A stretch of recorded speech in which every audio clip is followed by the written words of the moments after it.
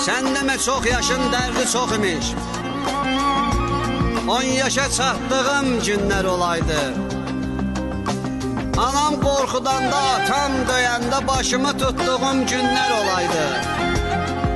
Bir evde bir neçə uşaq böyüdən, hamını doyduran eyni siniden. Anam simizdirə qaçıb yenidən palçığa batdığım günler olaydı. Elimden bezəndə məhlədə hamı, qaçdığım yeridir evimizin damı. Bir köhnə papağı bayram akşamı qonşuya atdığım günler olaydı. Allah ayrılığı yazıbsa poza, yarımçıq talihi yeniden yaza. Yol pulu vermeye sevdiğim kıza buturka sattığım günler olaydı.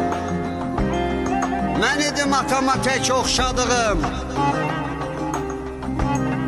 anam buyuranda tez axsadığım, atdığım zibillə top oynadığım, başımı qatdığım günler olaydı.